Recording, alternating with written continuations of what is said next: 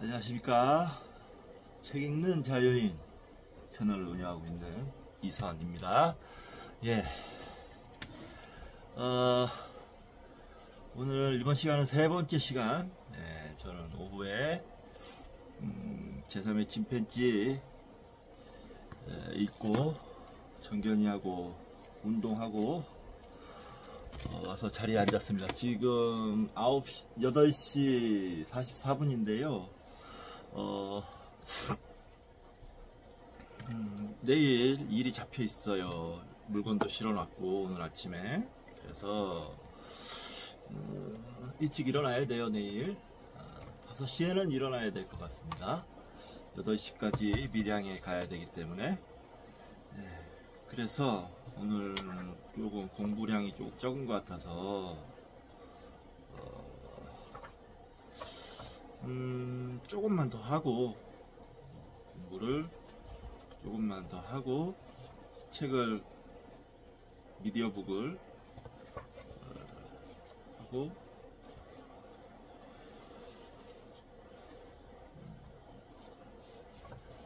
밥을 먹고 저는 잠자리에 들도록 하겠습니다.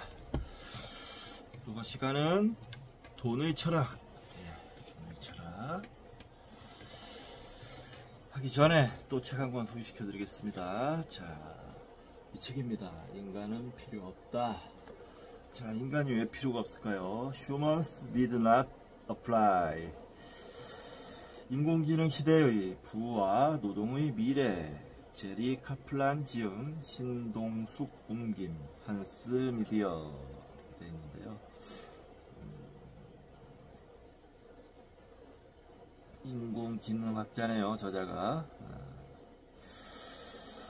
좀 이쪽 계통에도 제가 관심이 있습니다. 조금씩 말씀을 드렸는데, 이 인간의 미래, AI 기반으로 하는 인간의 미래에 웬만큼 관심이 있습니다. 그래서 관심이 아주 많습니다. 그래서 이 관련된 책도 몇 권 샀거든요. 그래서 시간 되는 대로 읽어보려고 합니다.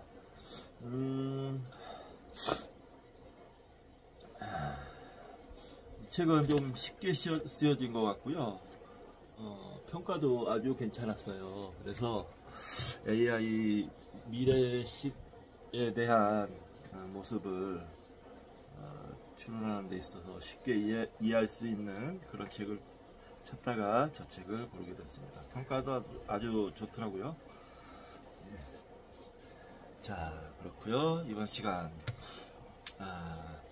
돈의 철학 190쪽 제2부의 제5장 부패입니다. 부패. 자, 또 부패를 보면서 아주 열받을 것 같기도 한데 예, 할 말이 많을 것 같기도 한데 그래도 좀 빨리, 되도록 좀 빨리 읽어 나가도록 하겠습니다. 예. 제5장 부패. 2000년 전의 인물 키케로, BC 106년에서 BC 43년은 로마가 황금 만능주의로 부패했다고 개탄했다. 오늘에도 그 말은 변함이 없다. 부정부패는 사회의 기틀을 흔드는 암적인 현상이다.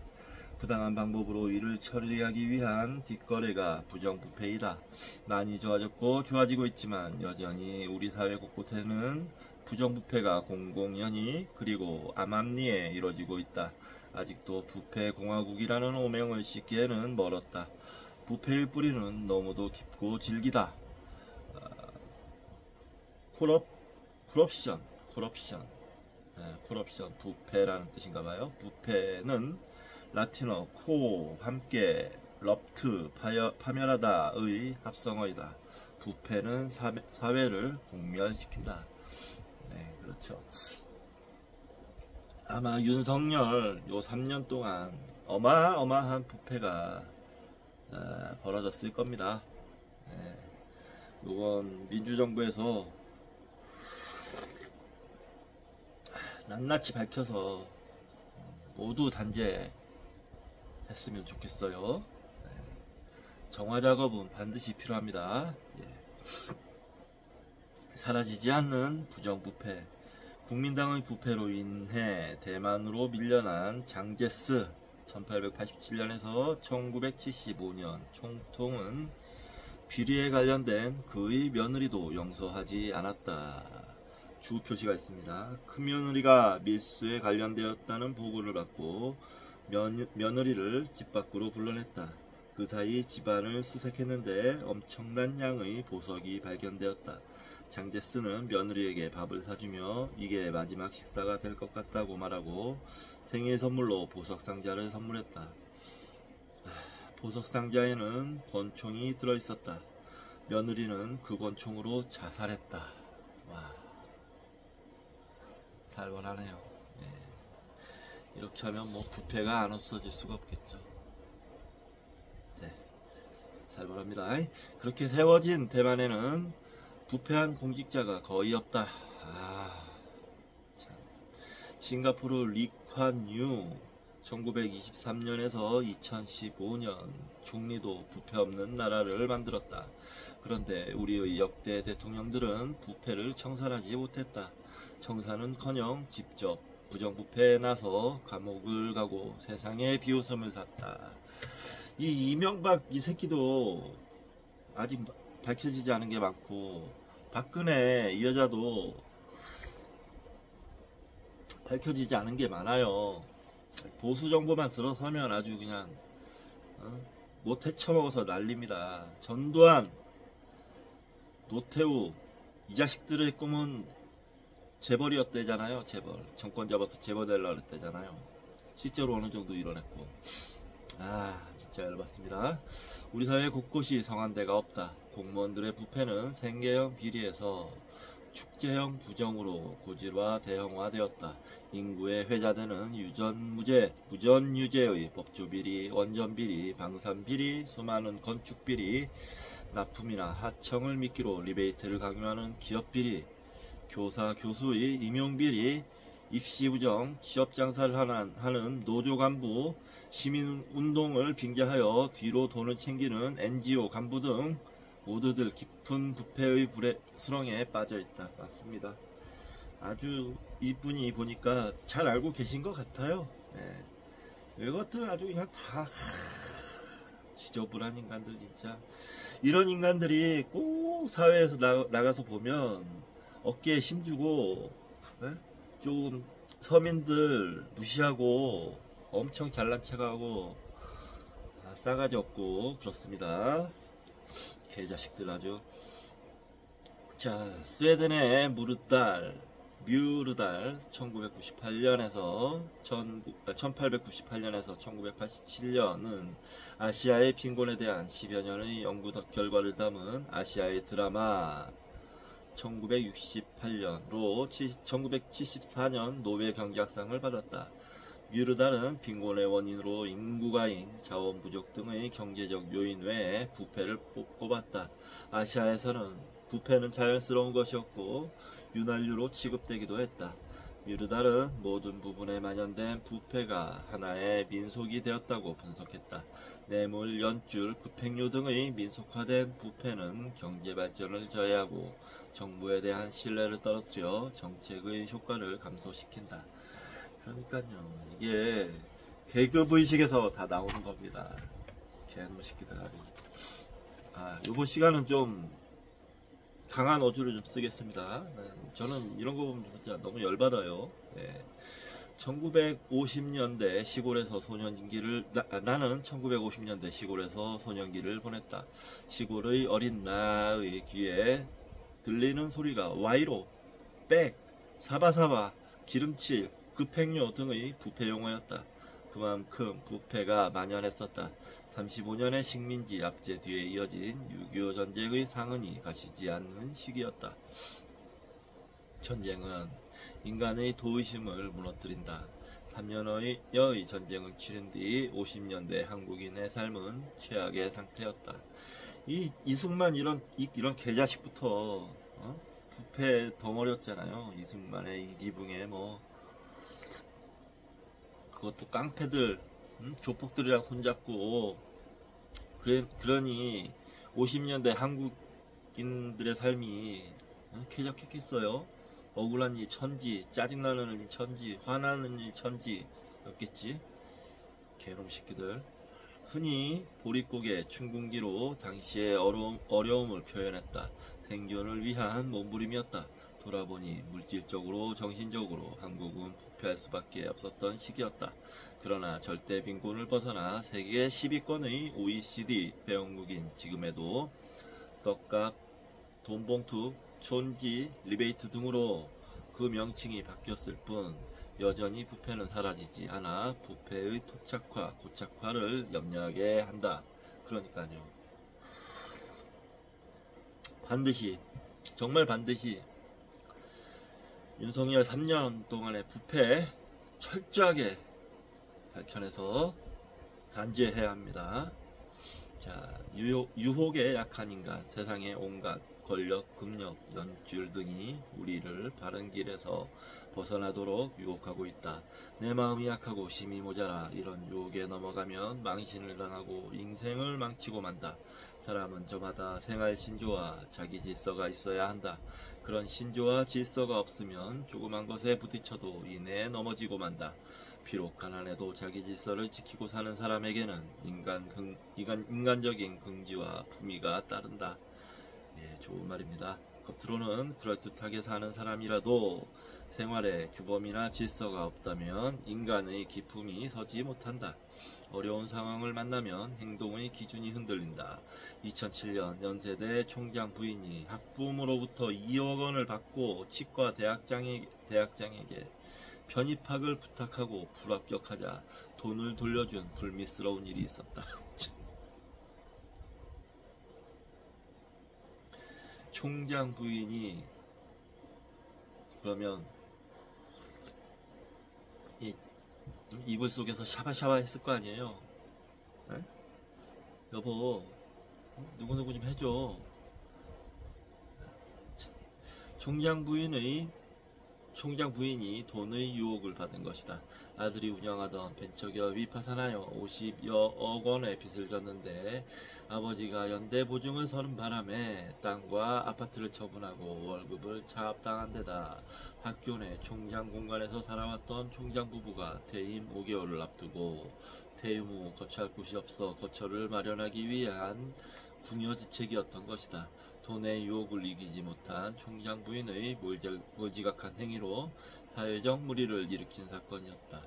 뭐 딱하게 된 건 알겠는데 그렇다고 해서 용서되는 이유는 안 됩니다. 이유가 되지 못합니다. 인간이란 유혹에 무척 약하다. 한순간의 유혹으로 오랜 세월 쌓아온 부와 명성을 몽땅 잃어버리는 사람들이 많다. 받지 말았어야 했는데 하고 후회할 때 상황은 이미 수습할 수 없는 단계에 이르게 된다. 2007년 건설업자로부터 1억 원의 뇌물을 받고 구속된 부산 지방 국세청장은 업자가 택시에 돈가방을 던져 넣는 바람에 얼떨결에 받았다.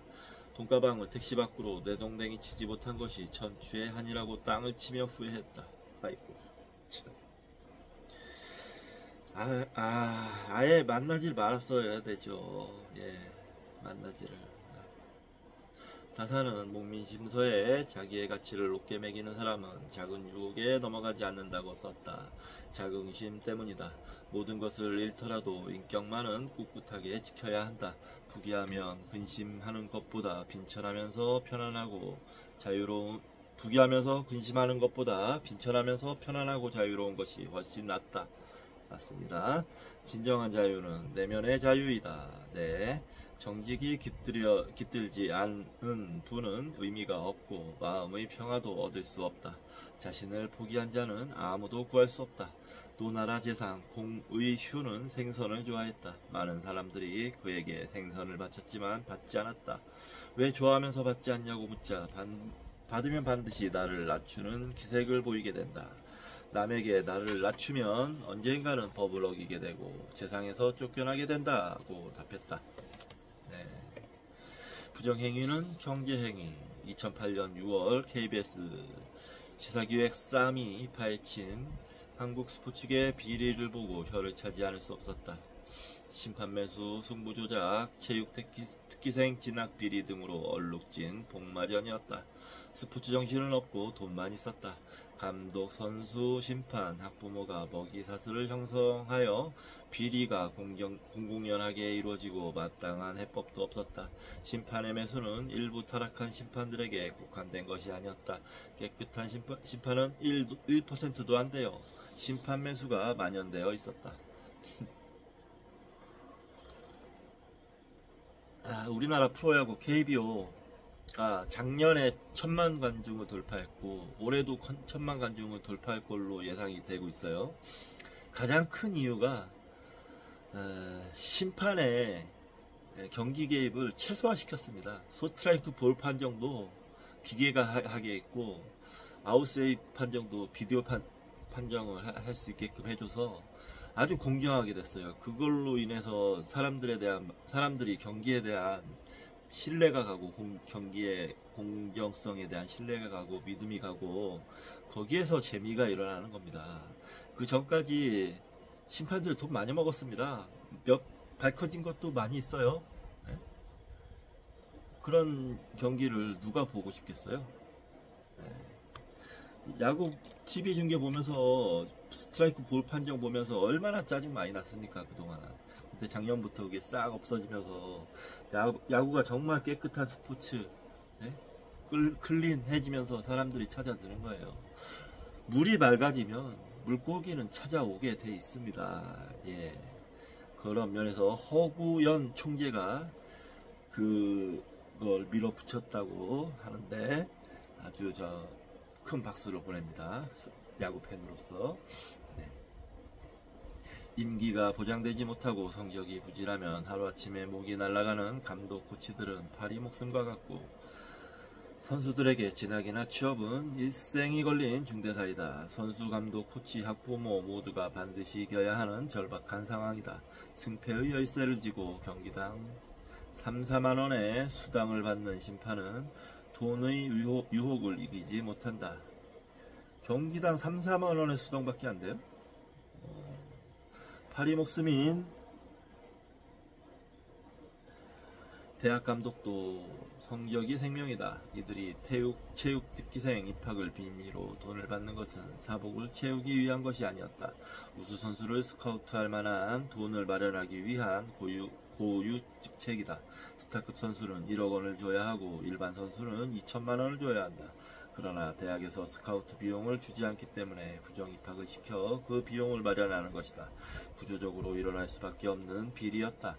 1982년 6월 스페인에서 열린 월드컵에서 서독과 오스트리아 선수들은 1대0을 만든 뒤 공을 주고받으며 왔다 갔다만 하여 관객을 격분시켰다.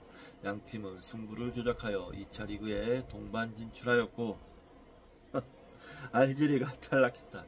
더럽고 추잡한 단합과 암거래라는 비난에 대해 오스트리아 코치는 문제는 아주 많은 돈이 아닙니까? 라고 대꾸했다. 돈의 영혼을 팔았네요. 네. 아이고. 스티븐 레빗 1967년 생이시네요. 시카고 대학 교수는 괴짜 경제학 2005년에서 부정행위는 가장 기본적인 경제행위이다. 대가만 적절하면 누구든 부정을 저지를 수 있다면서 몇 가지 예를 든다. 일본의 스모 선수는 8승 이상의 전적으로 대회를 마치면 순위가 오르고 7승 이하는 순위가 떨어진다. 연봉이 결정되는 순위는 선수에게 생사의 문제이다. 따라서 8승 6패의 선수가 7승 7패의 선수에게 일부러 져주는 현상이 발생하여 7승 7패의 선수가 8승 6패의 선수를 이기는 비율이 80%에 달한다. 부정이 없으면 승률은 40%에 불과하다. 이건 뭐 제도가 잘못됐네요. 네, 제도가 뒷받침돼야죠.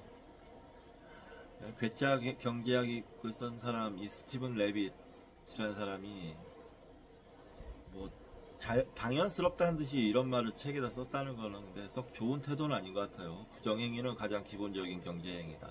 대가만 적절하면 누구든 부정을 저지를 수 없다. 이렇게 일반화시키는 건 지식인의 좋은 태도가 아닙니다. 네, 이는 생계형, 생존형 부패며 구조적 부패라고 할 수 있다. 이는 제도적 결함에 기인한다. 오늘도 부정을 저지르며 괴로워할 사람들은 제도의 개선을 자유롭게 해줘야 한다. 덕성을 흠모하고 부패를 혐오할 수 있지만 용기가 없다면 우리도 언제든 타락할 수 있다.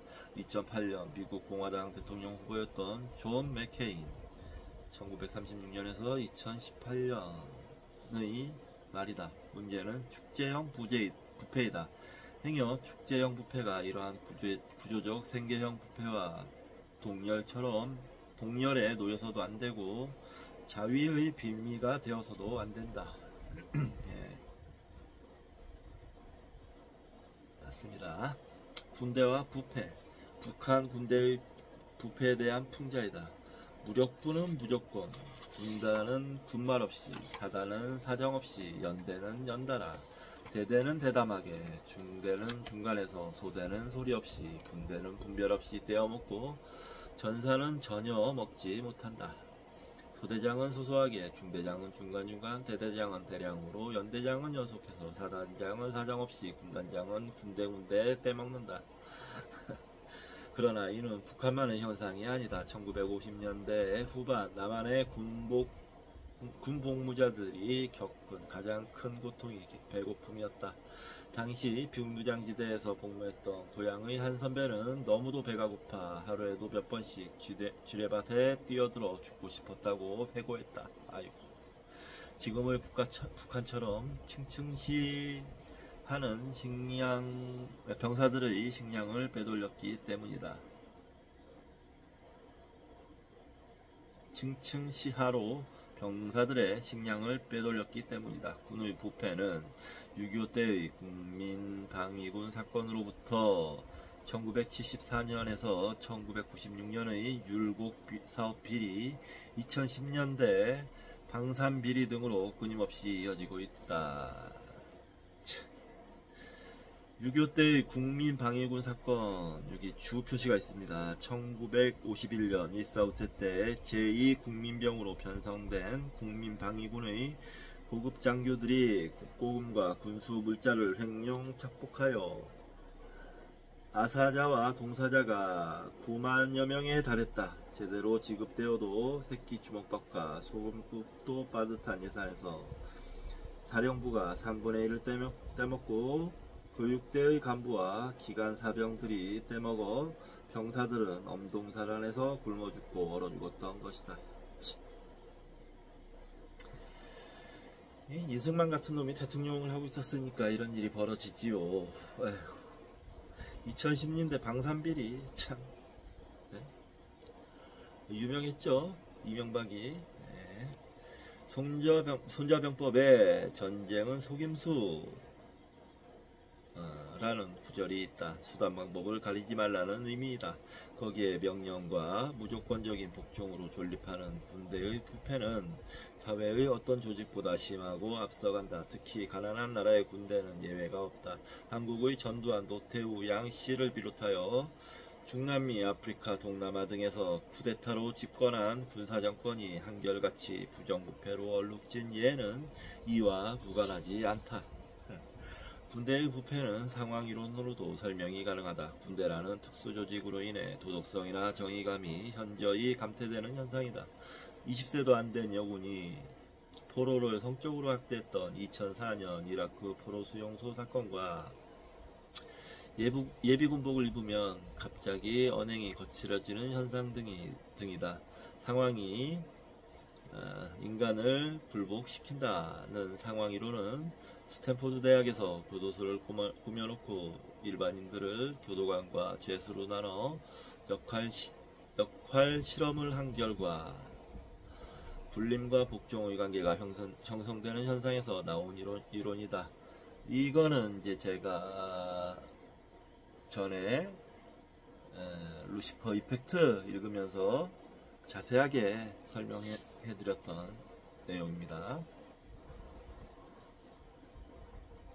상황이 인간을 굴복시킨다. 이 말 기억해 두실 필요가 있습니다. 그렇게 안 되게끔, 상황에 굴복하지 않을 수 있게끔 자신을 강하게 키워나가야 됩니다. 단련시키고. 자, 1974년부터 1996년까지 군 전력 증강 사업, 율곡 사업에 투입된 예산은 50조 원에 가깝다. 국방장관과 군 장성들이 성능이 떨어지는 무기를 비싸게 들여오는 수법으로 수십억 원대의 뇌물을 받아 당시 16개의 별이 감옥을 갔지만 그것은 빙산의 일각에 지나지 않을 것이다. 그렇지. 그렇겠죠. 2015년 12월 방산비리 합동수사단이 발표한 연루자는 해군 참모총장, 공군 참모차장 등 장성급 11명, 영광급 27명 등 74명에 달한다. 통영함, 소해함, 고속함, 정보함, 납품비리 등 가로 열고 해군 8,402억, 전투기 정비대금 편취 등 공군 1,344억, 불량 방상외피, 방탄복, K-11 소총 등 육군 45억, 국고 손실이 총 1조 원에 달한다. 참. 국정감사장에서 대표적인 비리는 뭐냐는 질문에 방위사업청장은 하도 많아가지고 라며 말을 잇지 못했을 정도이다. 내가 복무했던 1970년대 초만 해도 군수물자를 빼내 파는 비리가 성행했었다. 나는 논산훈련소 군수처에서 쫄병 생활을 시작했다. 나의 선임자는 휘발유를 빼내 팔아먹던 이야기를 자랑삼아 했었다. 당시 논산은 돈산이라 할 정도로 부정과 비리로 악명이 높았다. 수만 명의 병력을 전후방으로 배치하는 훈련소 본부는 돈산의 핵이었다. 어떻게든 자식을 편한 곳으로 배치하기 위해 전국에서 부모들이 돈보따리를 싸들고 논산으로 몰려들었다. 논산훈련소 본부 요원 내무반은 이른바 군기가 대단히 세서 시베리아 동토처럼 살벌했다. 먹을 것, 가로 열고 돈이 생기는 곳이라서 졸병들이 고참의 청탁을 거절할 수 없도록 닥달을 해댄 것이다. 70대의 빠따를 맞고 변소에서 헐어터진 엉덩이를 만지며 한없이 울었다는 고참의 하소연도 들었다. 나는 싸늘한 내무반이 싫었고 전쟁이라는 극한 상황에서 내 운명을 시험해보고 싶어 이등병 시절에 월남전에 지원해 갔다. 일어나.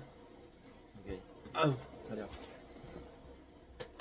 아우 이게 좀 근데 너무 야 그 정도로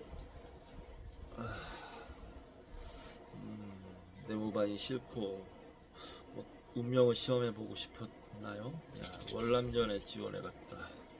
당시 최명신 1920년에서 2013년 주월 사령관은 ACK 레이션의 식단으로 짜인 주월 한국군은 세계에서 가장 잘 먹는 군대라고 자랑했었다. 그러나 실상은 그렇지 못했다. 당시 월남은 군 간부들과 힘쓰는 부대가 사병들의 부식이나 옷, 신발 등을 빼내 시장에 내다 팔아 한민천 잡는 곳이었다. 그래서 돈이 되는 육류, 야채, 음료 등의 A-레이션 빚, C-레이션은 보안부대, 헌병대 등에서 떼먹고 다음은 사령부, 사단, 연대 등 층층 시야로 팔아먹어 사병들이 먹는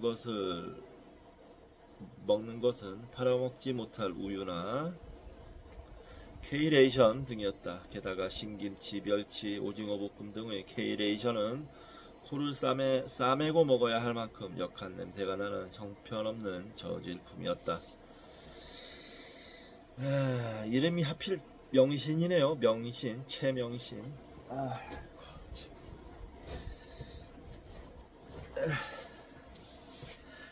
오이의 씨는 있어도 도둑의 씨는 없다는 속담이 있다. 1950년에서 60년대의 한국, 오늘의 북한, 배고프고 가난하면 어디든지 언제든지 일어나는 필연적인 현상이다.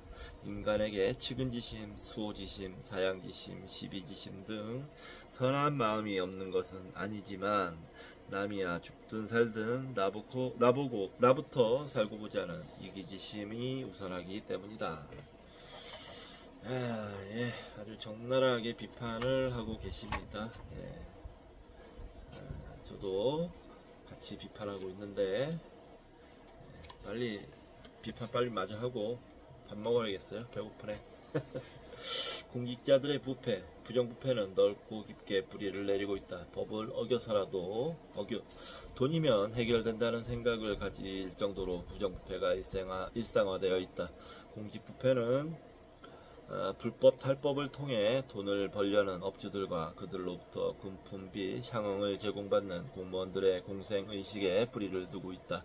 1994년 10월 성수대교 붕괴, 1995년 6월 상품백화점 붕괴, 1999년 6월 화성군 시랜드 청소년 수련원 화재, 1999년 11월 인천 호프집 화재 등의 대형 사고에는 모두 뇌물이 오고 갔다. 인천 호프집 화재 참사와 관련해 호프집 주인이 뇌물을 주었다고 밝힌 공무원이 경찰서, 소방서, 구청 등에 60명이 넘었다. 업주가 운영해온 9개 업소의 1억 원가량의 수입에서 매달 2천만 원 정도가 뇌물로 건네졌다. 호프집 업주가 운영해온 업소는 모두 무허가, 무인가의 불법 업소였다. 이를 단속해야 할 공무원들은 한결같이 돈에 매수된 상태였다. 단순한 기생비리가 아니라 철저한 유착비리였다. 2014년 4월 304명의 목숨을 앗아가 온 국민을 우울 분노하게 했던 세월호 침몰 사건은 해양수산부, 해양경찰청, 해운조합, 한국성급 등의 이른바 해피아라는 관료부패와 유병언이라는 시대의 사이비 종교 지도자가 소유한 부패기업이 유착된 총체적 부패 문화의 결정체였다. 한국의 부패는 엘리트 카르텔형으로 분류된다. 이른바 원전비리, 방산비리 등은 이 나라 최고의 명문대학 원자력공학과와 육해공사관학교 선후배의 학연을 매개로 한 네트워크형 부패이다. 머리 좋고 똑똑한 고위직 엘리트들이 어떻게 돈 따위에 영혼과 자존을 파는지 이해가 되지 않는다. 문제의 뿌리는 철학과 성찰의 부재이다. 세상에 공짜는 없다. 누군가 취하면 누군가 잃는 제로섬 게임이다. 뇌물에 쓰이는 재물은 하늘에서 떨어지는 것이 아니다. 반드시 비용으로 전가된다. 뇌물의 피해자는 모두 힘없고 돈 없는 서민들이다. 거액의 비자금을 바친 기업들은 그 비용을 모두 제품 가격으로 소비자들에게 덤터기를 씌우거나 불량 제품을 만들어 소비자를 속인다. 그래서 열이 받는 거죠. 예.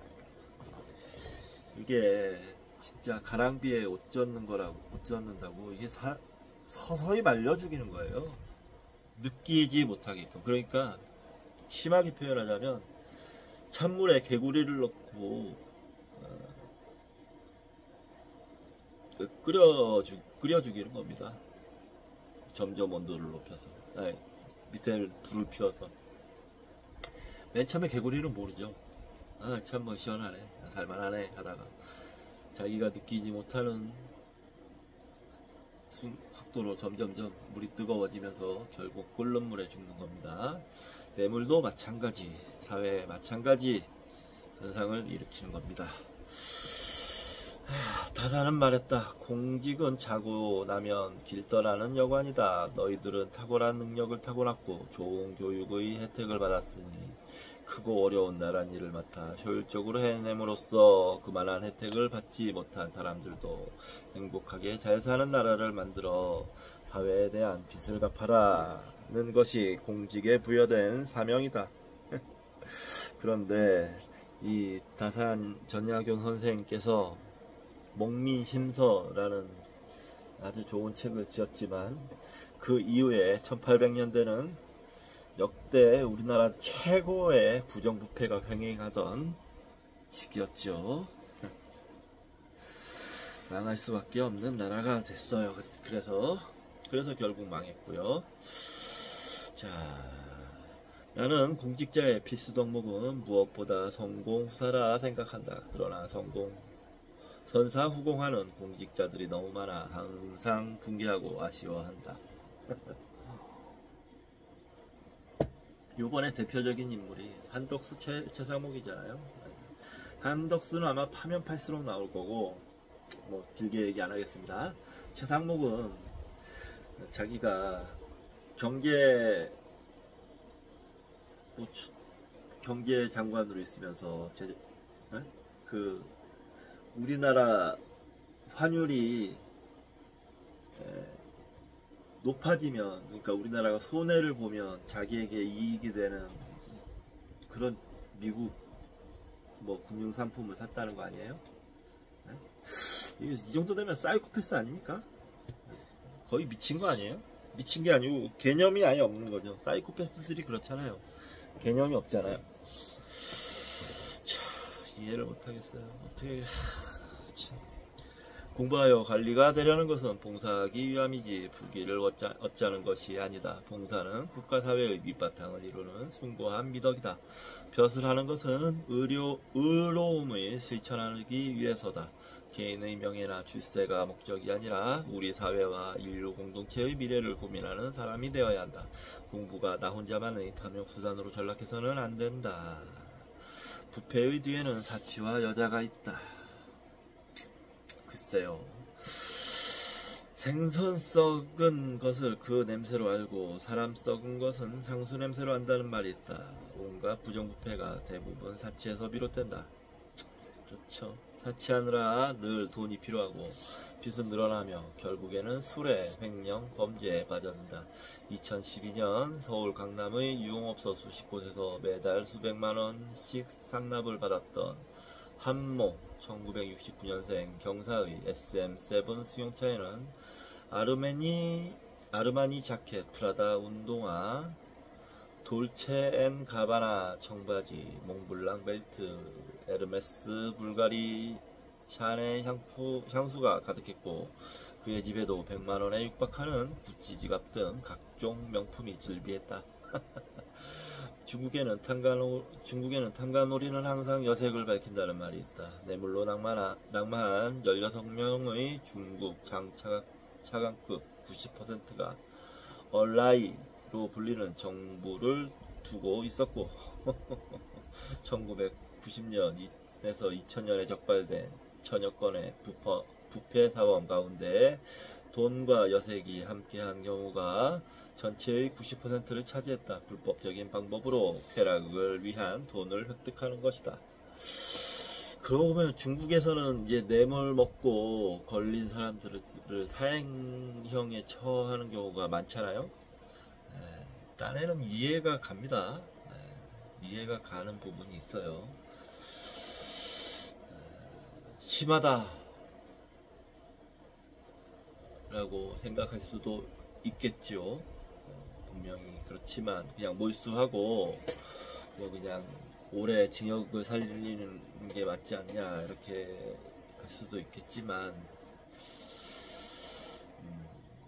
이해가 가는 정책이라고 생각은 합니다. 저도.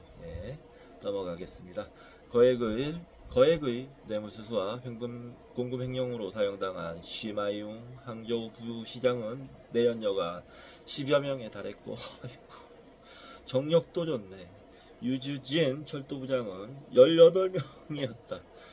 철도부장인데 18. 단체 이해할 수가 없어요. 단체.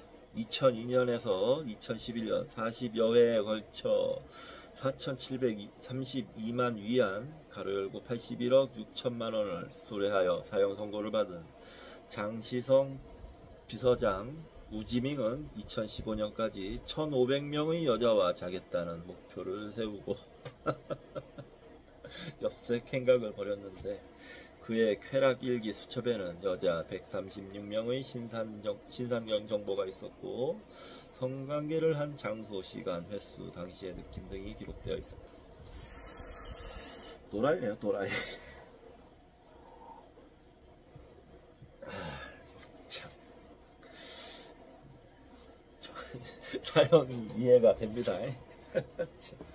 아이, 개또라이 같은. 자, 2015년 837억 위안, 가로 열고, 14조 6천억 원의 부정축제로 체포된 후진타오의 비서실장 링지화, 가로 1956년생이시네요. 에게는 27명의 정부가 있었다. 야, 중국인들 진짜 많이 밝히네요. 아, 참. 7명과는 동거관계였고 사생아만 5명이다. 여자들도 내연녀가 되는데 거부감을 느끼지 않는다. 베이징에는 아우디, 롤렉스, 구찌 등이 넘쳐난다. 이런 물품은 쉽게 살 수 없지만 내연녀가 되면 달라진다. 검소한 삶을 사는 사람이 나쁜 일을 저지르는 경우는 결코 없다. 뇌물에 오염되지 않는 최선의 길은 검소한 생활에 씀씀이를 줄이고 돈의 필요성을 줄이는 것이다. 공무원이든 은행원이든 회사원이든 수레나 횡령한 돈으로 사치스러운 생활을 하며 활락가에 들락거리는 자들은 결국 들통이나 파멸을 맞게 된다. 빨리 읽어야지. 1986년 2월 마르코스, 1917년에서 1989년 필리핀 대통령 일가가 건자에서 쫓겨나던 날이었다. 아침 식사를 하던 중 헬리콥터가 말라칸 항공에 도착하여 그들은 식사도 마치지 못하고 허둥지둥 하와이로 망명했다. 먹다가만 식탁 위에는 카레라이스 접시가 어지럽게 흩어져 있었다는 기사를 나는 지금도 생생히 기억하고 있다. 부정과 비리로 나라를 도탄에 빠뜨리고 억만의 거금을 챙긴 파렴치한 독재자의 아침 식사가 서민들도 부담없이 먹을 수 있는 카레라이스에 불과했던 것이다. 1960년대 초 필리핀은 아시아에서 일본에 이어 2번째로 잘 사는 나라였다. 주 표시가 있습니다. 1964년 박정희 대통령이 필리핀을 방문했을 때 마르코스에게 했던 말이 우리도 필리핀만큼 잘 살 수 있다면 이었다. 2019년 10월 IMF가 공표한 한국의 1인당 GDP는 31,430달러, 필리핀은 3,290달러다. 박정희와 마르코스의 공과가 드러난다.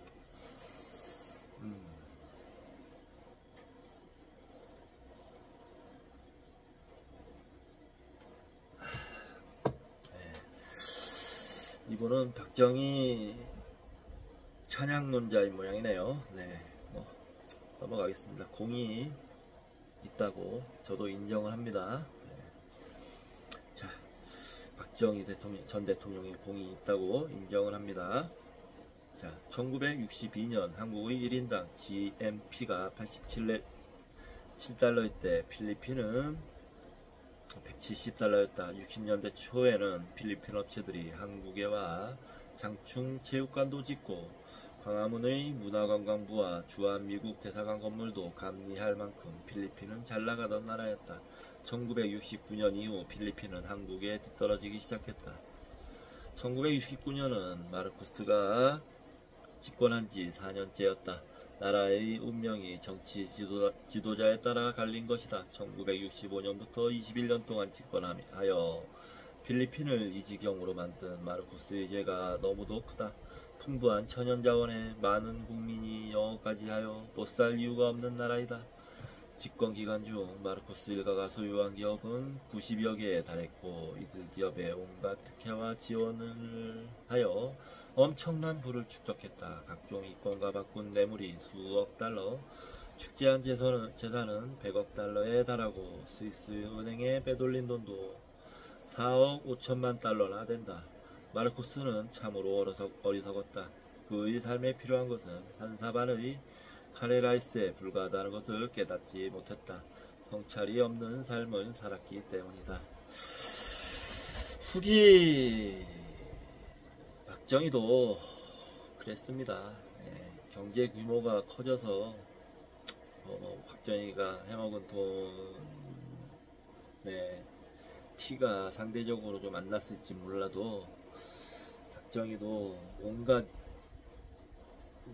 엽기 여색 행위와 부정부패가 많았던 사람입니다.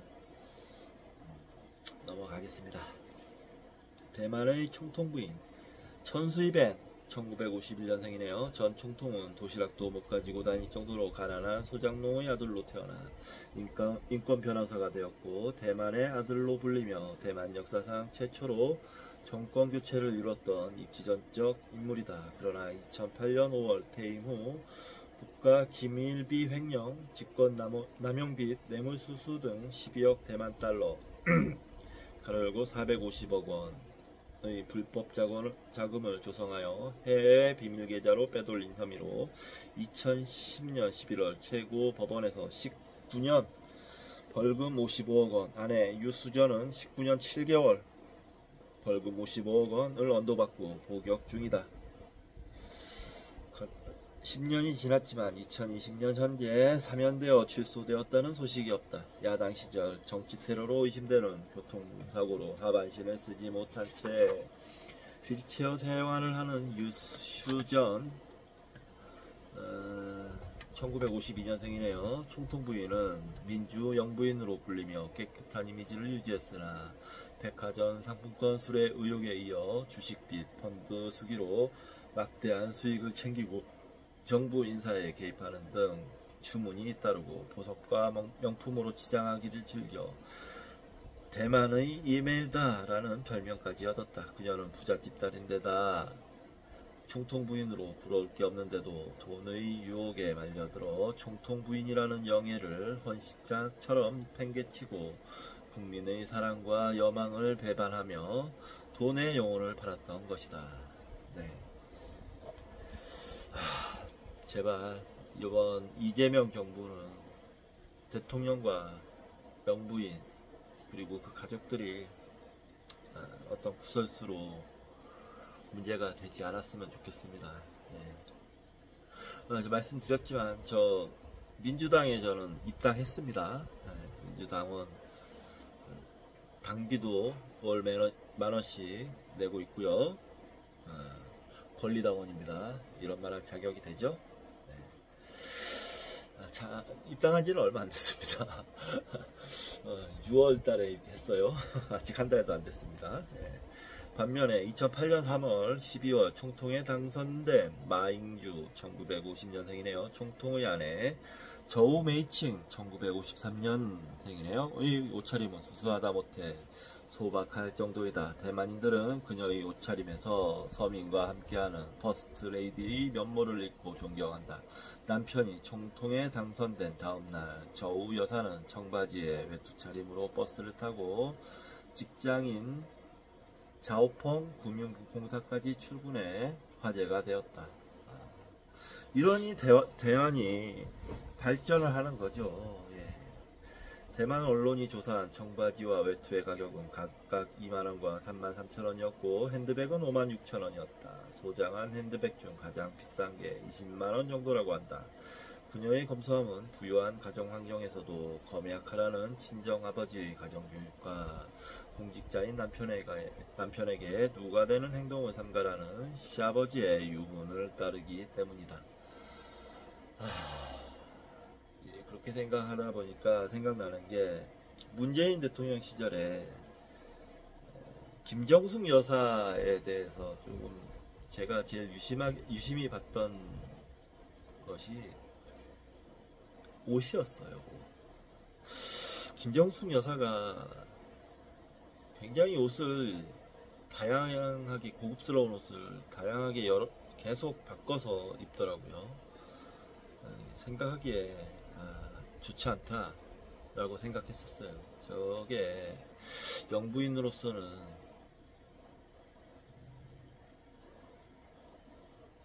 글쎄 그다지 깊은 생각을 갖고 있는 사람은 아닌 것 같다 라는 생각을 했었습니다. 그래서 그것 때문에 지금 윤석열 정부에서도 시비 걸고 막 그랬잖아요. 그거에 대해서 제대로 대응도 못하고. 창피한 일입니다. 김정숙 여사님 차라리 사과를 한번 하세요. 제가 그때는 옷에 대한 욕심이 있어서 국민들에게 사치스러운 모습을 보여서 죄송합니다 라고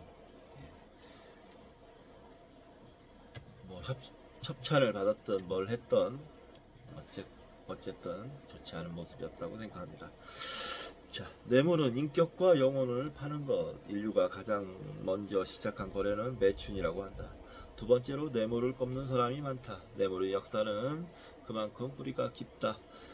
미국 연방법원 판사 존 누넌 1926년에서 2017년은 뇌물의 역사 1984년에 뇌물이 기원전 1500년 이집트 사회의 골칫거리였다고 썼다.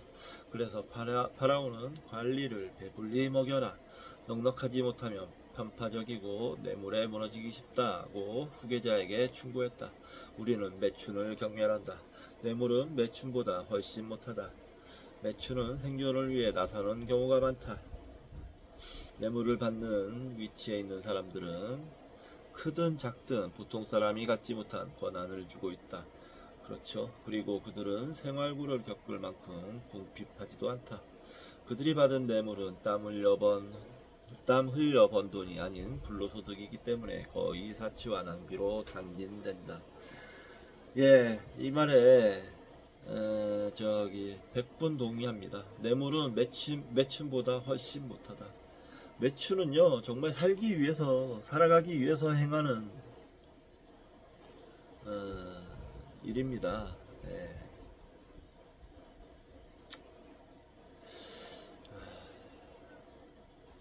충분히 이해할 만한 부분이 있고요. 또 일부 국가에서는 매춘이 합법이에요. 그러니까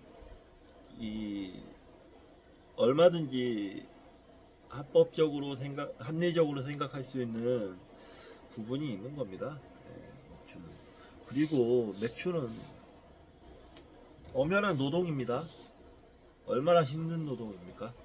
육체, 감정, 정말 정말 힘든 강도 높은 육체적, 감정적 노동을 하잖아요. 예. 비교할 바가 못 된다고 생각합니다. 뇌물과는. 자, 다음은 2010년 뇌물수수 등의 혐의로 TV 앞에 수갑을 차고 고개를 떨궜던 사람들이다. 수많은 국회의원과 장관, KBS 사장, 국세청장, 은행감독원장, 보험감독원장, 공군참모총장, 해군참모총장, 해병대 사령관, 식약청장, 부장판사, 경기도지사, 인천시장, 경찰청장, 대학병원원장, 서울은행장, 산업은행 총재 등 기라성 같은 인물들이다. 기라성은 개뿔. 네, 돈은 밑이 없는 깊은 물속과 같다. 명예도 양심도 진리도 모두 그 속에 빠지고 만다. 벤자민 프랭클린의 말이다. 벤자민 프랭클린 이 사람도 굉장히 속물적인 인간이에요. 뭐 미국 대통령이었죠. 2대 3대 대통령이었나 그랬는데 그 백인들의 이익을 위해서 그 제3의 집회체도 나왔어요. 인디언들 막 학살하고 물론 그게 자연의 어떤 원리에 의한 부분이라는 걸 그런 건 알지만 그래도 이 사람은 그 당시에 결정권자였습니다. 최고의 결정권자. 책임을 질 수밖에 없습니다. 뇌물은 인격과 영혼을 파는 행위다. 뇌물은 자기우정과 자기비하다. 뇌물을 취한 자는 엄청난 명예의 실추를 감수해야 한다. 사람이 명예 없이 살 수 있습니까? 없지. 영화 엘시드 1961년의 대사이다. 정직한 사람은 뇌물을 용납하지 않는다. 마음이 깨끗하고 진실하며 정의를 사랑하는 사람은 부정을 용납하지 않는다. 뇌물을 받은 사람들은 우리 사회의 엘리트에 속한다. 엘리트라면 남달리 자신에 대한 존엄, 즉 자존심 및 자긍심도 높아야 한다. 자신을 사랑하고 존경하는 마음이 자긍심이다. 자긍심은 인격의 근본이 된다. 자긍심은 인간의 생각과 행동을 좌우한다. 자긍심은 자신감과 열의를 일으키는 에너지원이다. 정직한 삶이 자존심과 자긍심의 초석이다. 뇌물 따위에 자신의 존엄을 팔아야 하겠는가? 정직하게 살아야 한다. 매슬로우의 5단계 욕구로는 유명한 이론이다. 1. 생리적 욕구, 2. 안전의 욕구, 3. 소속 및 애정의 욕구, 4. 자기 존중의 욕구, 5. 자아 실현의 욕구 순이다. 뇌물을 수수하는 사람은 4. 자기 존중의 욕구, 5. 자아 실현의 욕구를 포기하고 1. 생리적 욕구와 2. 안전의 욕구에 머무르는 사람이다. 이거 아주 좋은 분석이네요. 예. 동물적 욕구에 머무는 미개한 저급 인간인 것이다. 예. 아주 훌륭한 분석이었어요. 예. 메슬로우의 5단계 욕구 이론을 이렇게 해설해 볼 수도 있네요. 네. 자, 여기 짜투리 지식, 네모의 짜투리 지식이 있습니다. 뇌물과 선물, 상대에 대한 애정과 존경을 표하기 위해 대가를 바라지 않고 주는 물건이 선물이라면, 뇌물은 의도된 대가를 노리고 주는 물건이다. 선물과 뇌물의 차이점이다. 그러나 뇌물과 선물의 구분이 모호하다. 직권을 이용해 특별한 편의를 받아달라고 건넨 부정한 금품인지 아니면 개인적인 호감의 표시인지를 판단하기가 쉽지 않다. 전후관계를 따져보면 심증은 가지만 법적으로는 복잡하다. 대가성을 입증해야 하기 때문이다. 선물과 뇌물의 속은 크게 다른데 겉은 흡사할 때가 많다. 영국의 한 기업윤리연구소에서 정한 선물과 뇌물의 기준이다. 1. 받고 잠을 잘 자면 선물, 잠을 편히 못 자면 뇌물. 2. 자리를 옮겼는데도 주는 것은 선물, 자리를 보고서 주는 것은 뇌물. 3. 단둘이 있을 때 주는 것은 뇌물, 여럿 앞에서 주는 것은 선물이다. 선물과 뇌물의 차이는 대가이다. 정치인이나 공무원에게 무엇인가를 기대하면서 준 물건은 모두 뇌물이다. 이 물건에는 주는 것 이상을 보상받으려는 심리가 숨어 있다. 뇌물은 본질적으로 호혜주의에 바탕을 두고 있다. 호혜주의가 공적인 일에 관련될 경우 뇌물과 부패는 동시에 발생한다. 뇌물은 수수 당사자가 모두 이익을 보는 윈윈 게임의 속성이 있어 적발이 쉽지 않다.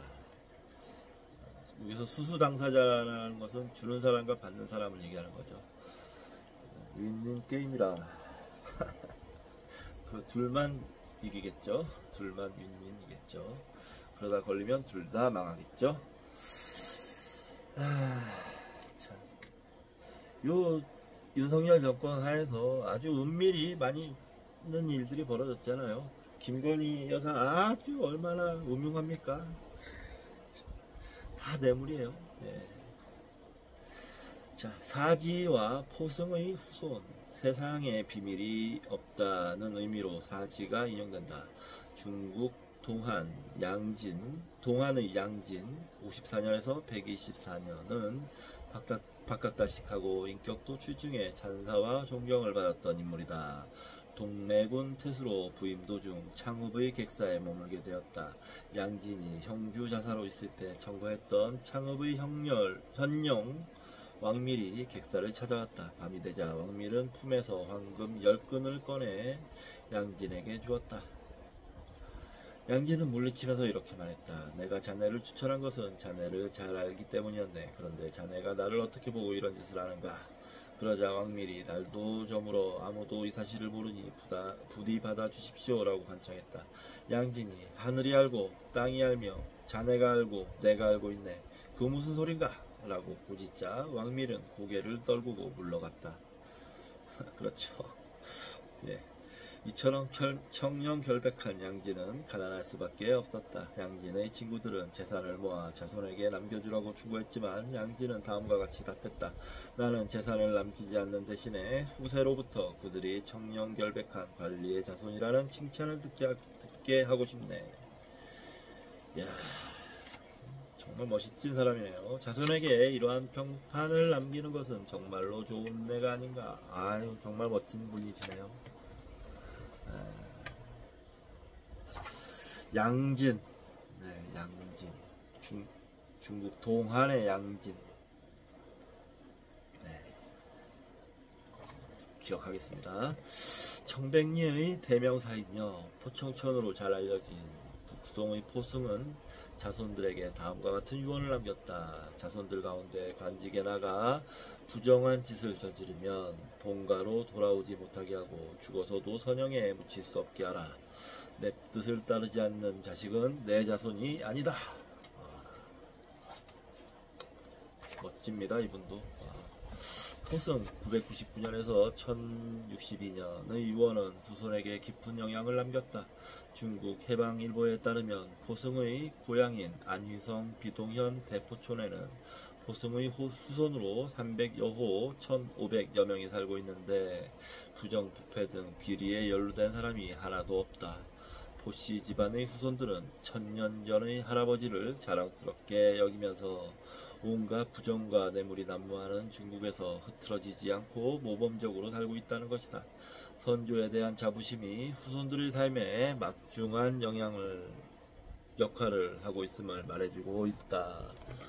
예, 대단하네요.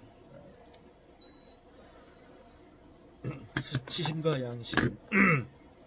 인간이 금수와 다른 점은 부끄러워하는 점이다. 사람이 수치심을 버리면 짐승이 된다. 인간으로서 최고의 품성은 부끄러워하는 것이다. 맹자는 인간에게 수치심은 큰 자리를 차지한다고 했고 세종대왕은 부끄러워하지 않는 자에게는 지망이 없다고 했다. 수치스러울 때 느끼는 괴로움, 즉 양심의 가책이 있다. 양심의 가책은 악으로 기울어지는 마음의 편향에 대한 저항이다. 나아가 그것은 우리가 선을 향해 나아가도록 고무하고 촉진한다. 그 윤석열이가 요번에 투표하러 나왔는데 기자가 묻더라고요. 혹시 사과할 생각이 있냐고. 그랬더니 아주 비열한 웃음을 짓고 있던데 수치심이 없는 겁니다. 자, 유학은 종교적 성격을 지녔지만 종교는 아니다. 종교가 가진 가장 큰 이유는 인간고나 내세관념이 약한 점이다. 종교가 아닌 가장 큰 이유는 인간고나 내세관념이 약한 점이다. 따라서 악행을 해도 벌을 줄 신이 없다. 다만 그러한 행동에 따른 수치심이 스스로를 벌할 뿐이다. 스스로를 벌하는 수치심은 바로 양심에서 나오는 것이기에 유학자에게 가장 두려운 일은 자신의 양심에 어긋나는 일이다.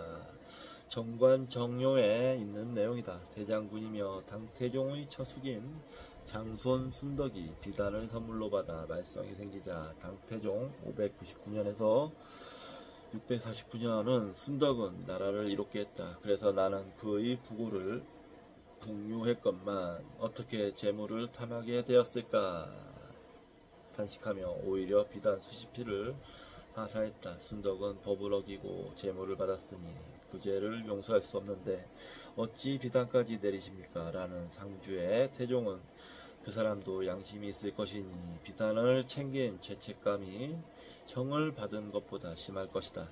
만약 부끄러움을 모른다면 한 마리 금수에 지나지 않는데 죽인들 무슨 득이 되겠는가? 라고 답했다.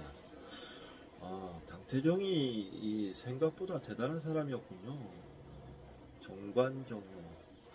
당태종은 그냥 우리나라 쳐들어왔다가 눈에 화살을 맞아서 양만춘 장군에게 한쪽 눈을 잃은 걸로 유명한데 뭐 물론 대단한 성군이었다라는 거는 알고 있었지만 칸트 1724년에서 1804년은 밤하늘에 영롱하게 빛나는 무수한 별들이 질서정연하게 운행하는 자연의 법칙, 즉 인과율이 있듯이 인간의 가슴속 깊은 곳에는 양심, 즉 도덕률이 있음을 역설했다. 그것은 우리가 나쁜 짓을 저질렀을 때 아무도 나무라지 않는데도 불구하고 홀로 괴로워하는 사실을 보아도 알 수 있다. 우리는 양심과 도덕에 따라 행동할 때 마음의 평화와 자유를 누린다. 이걸 반대로 생각하면 사이코패스나 같은 양심 없는 사람들, 윤석열이 같은, 김건희 같은 사람들은 절대 마음의 평화와 자유를 누릴 수 없습니다. 모든 사람에게 도덕률이 있는 게 아니에요. 사이코패스들이 있잖아요.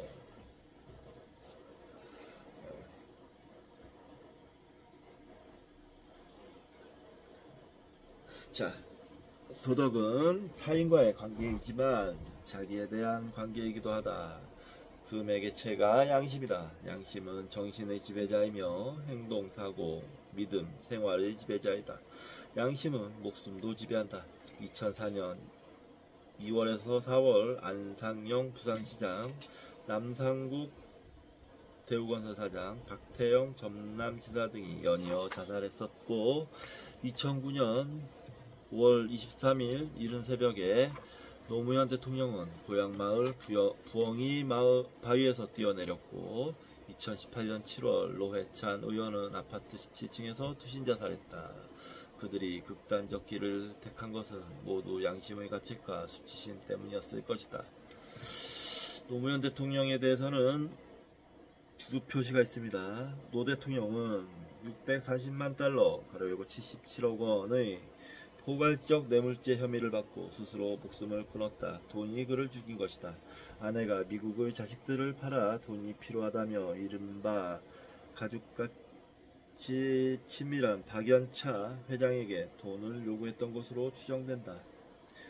자살하기 전날 밤부터 새벽까지 고성과 욕설이 오가고 노 대통령이 집기까지 집어던질 정도의 큰 부부싸움이 있었다고 한다. 항상 여자들의 탐욕이 문제이다.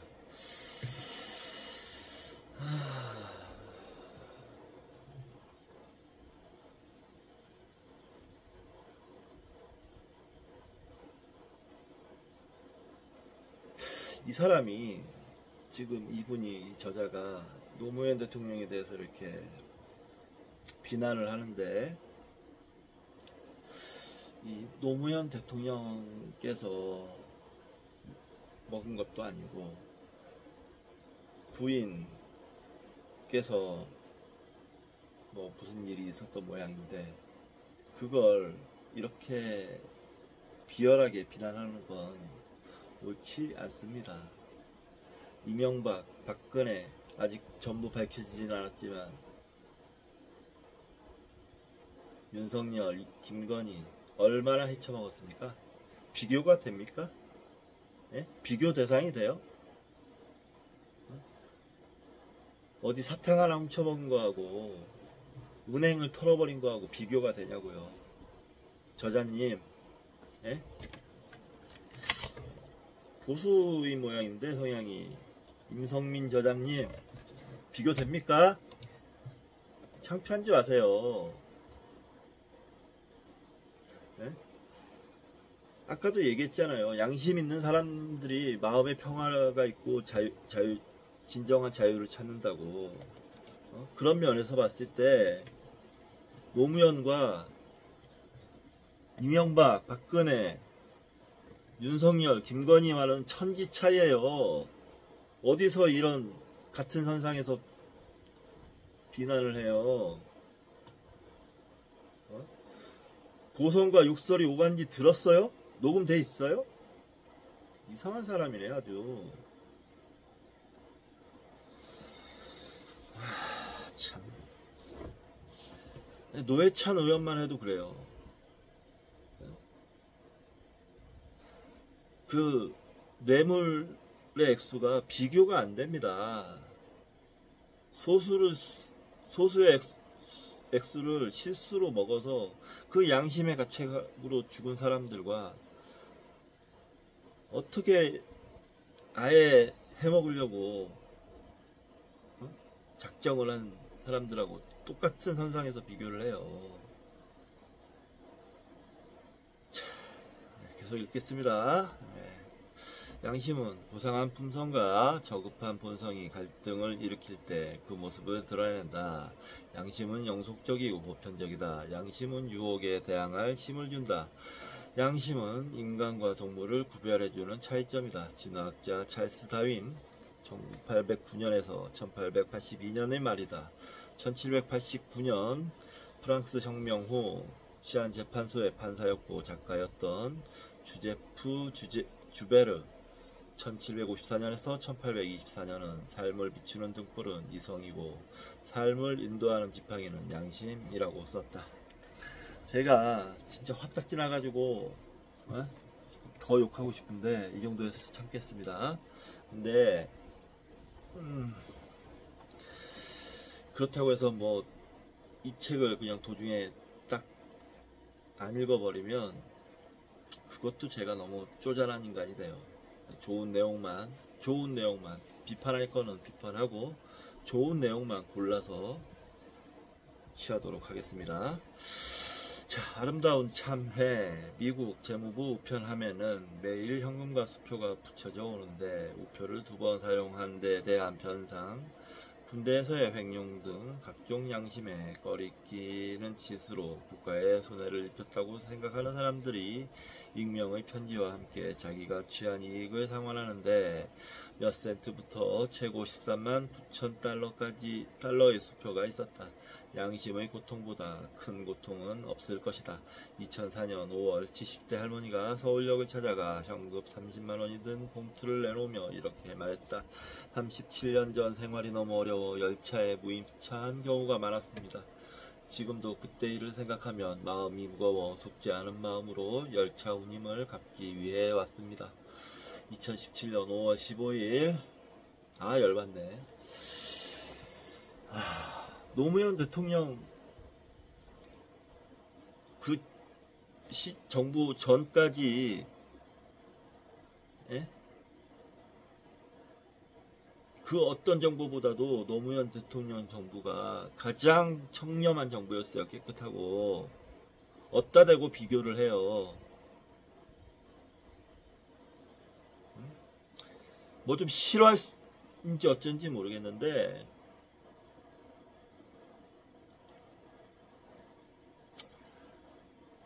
이런 식으로 책에다가 비열하게 써놓으면 안됩니다.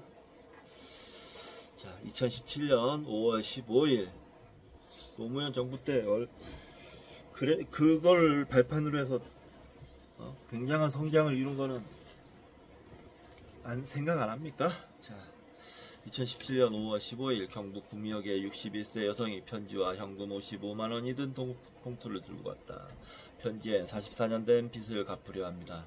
여고생 시절 통학하던 중 영무원이 패스를 끊어주다가 자리를 뜬 사이에 550원짜리 정기권 한 장을 더 떼어냈습니다. 너무 후회스럽고 부끄럽습니다. 1000배로 갚아도 모자라지만 이제라도 갚게 돼 후련합니다. 라는 사연이 적혀 있었다. 55만원은 당시 정기권 가격의 1000배다.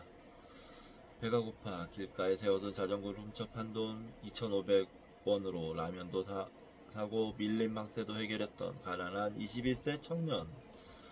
1951년생이네요. 이 청년이 갖은 고생 끝에 종업원 40명에 연매출 30억 원이 넘는 중소기업 사장이 되어 27년 만인 1999년에 그 돈의 1만 배로 속죄했다. 라면을 끓여 먹는 동안 왜 그렇게 무섭고 눈물이 나는지. 그는 눈물을 흘리며 다짐했다. 언젠가 성공하면 주인을 찾아 용서를 빌고 1000배 만배로 갚겠다. 그는 인천의 길병원에 2,500만원을 내놓았다. 돈이 없어 수술을 받지 못하는 불우한 이웃을 위해 써주십시오. 조금이나마 죗값을 치르고 싶습니다. 길병원은 그 돈으로 형편이 어려운 5명에서 6명의 심장병 환자를 수술하기로 하고 우선 황선영 85년생 양을 입원시켰다. 황양의 병실을 찾은 송씨는 수술비는 내가 내는 것이 아니라 27년 전 어느 자전거 주인이 내게 맡긴 것이라고 말했다. 여기서 보면 인천의 길병원이라 그랬는데요. 돈이 없으면 수술 안 해주네요. 죽든 말든. 냉정하게 말하고 싶습니다. 그런 곳이 병원인가요? 돈 있으면 고쳐주고 돈 없으면 안 고쳐주고. 그것도 85년생이면 젊은 사람인데. 자, 넘어가겠습니다. 평택에서 서울로 출퇴근하던 계약직의 20대 여성은 차비가 부담이 되어서 대학 졸업 후 학생이 아닌데도 이 정도는 괜찮겠지라며 학생증을 내밀고 3개월간 할인을 받았다가 양심의 가책을 느껴 잠을 이룰 수 없었다 라는 말과 함께 8만원이 담긴 봉투를 남겼다.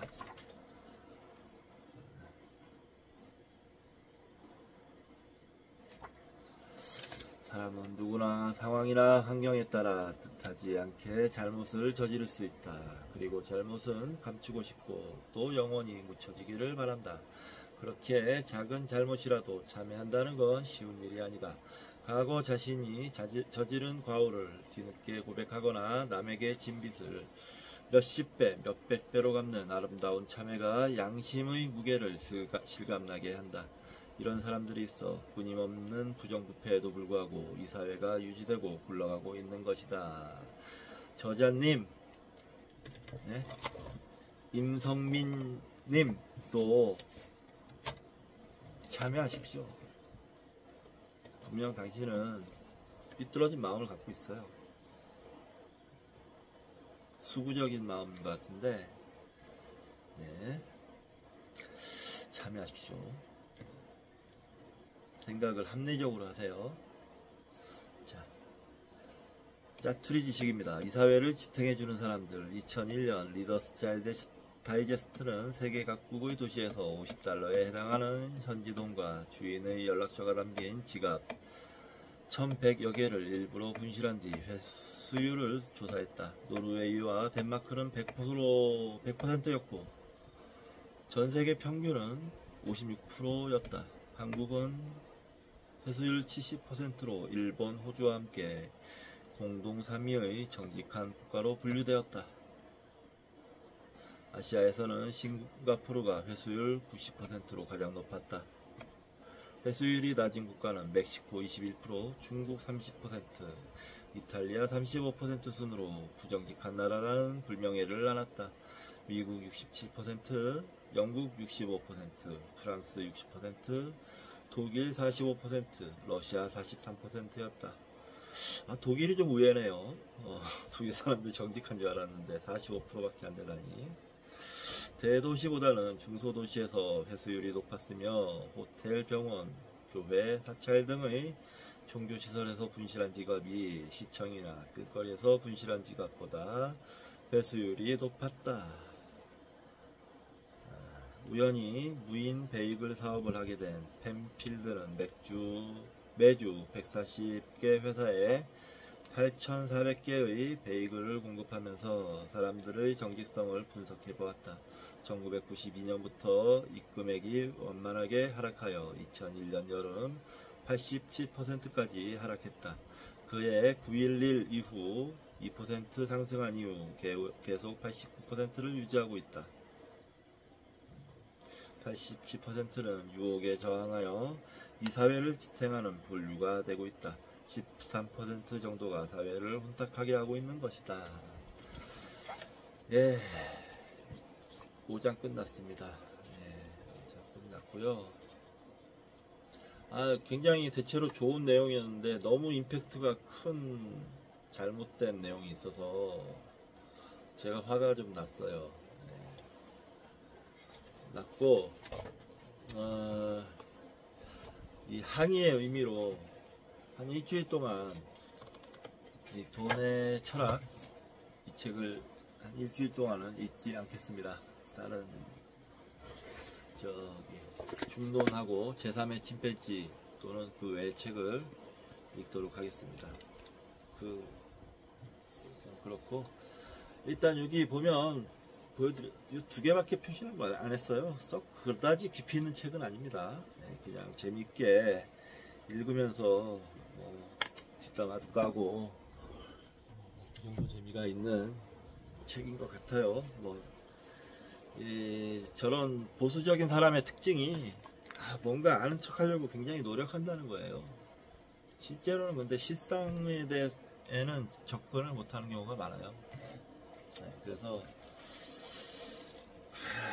그냥 유용한 부분만 잘 골라서 빨리 읽어버리면 됩니다. 이 정도로 하고 10시가 넘었네요. 저는 빨리 밥 먹고 잠자리에 들어야 될 것 같습니다. 자, 다음 시간에 뵙겠습니다.